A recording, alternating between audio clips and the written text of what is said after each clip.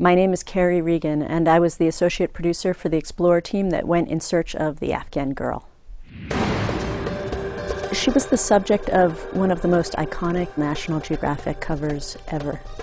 Her eyes said so much. There was so much pain that they conveyed. When Steve McCurry took this photo back in 1984, it was a fleeting moment, and then she was gone, and he was gone. I was in a refugee camp outside of Peshawar, Pakistan. One morning, I just by chance happened to walk past a school. I just wandered in, and I saw this little girl in the corner of the room with these incredible, intense eyes. I don't think I took more than 5 or 10 frames. It ended up on the cover of the National Geographic in June of 1985. And after that, we had literally thousands of people inquiring how they could help her and who was she. After 9/11, when Afghanistan suddenly came back in the news, there was a renewed interest in her. People always were curious what happened to her, where is she, how can we help her.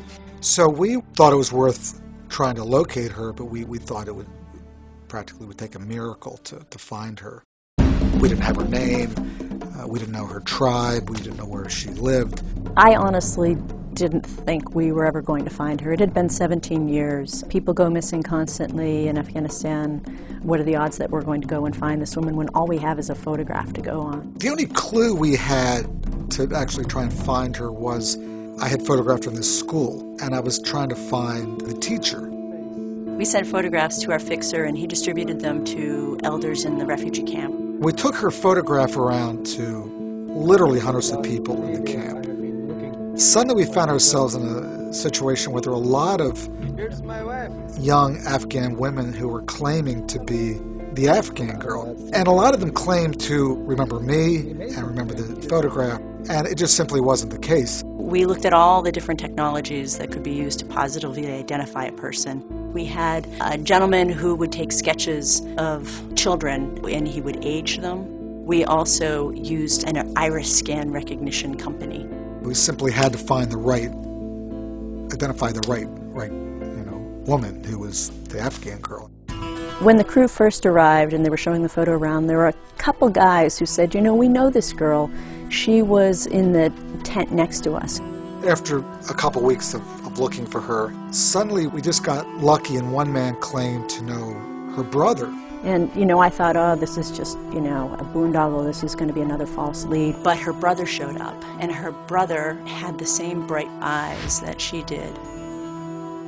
We got a phone call. It said, we have her. We're going to bring her to the village elder's home. The woman can go in and meet her. I was the only woman on the crew. And so I walked into this room, and I saw her sitting in the back, and she had her head covered with a black scarf. I had the photograph in my hand, the original photo. I was looking at it and looking at her face, looking at the moles, and I looked at the flecks in her eyes, and they all lined up. For the first time, I thought, oh my God, I think we've actually found her. I think this could be the Afghan girl. And finally, this anonymous girl who'd been an icon for so long has a name, Sharbat Gula. To be able to produce a program that moved people to come together and donate money, over $1 million, to help build schools for young girls in Afghanistan, it really was the pinnacle of my career with National Geographic Explorer.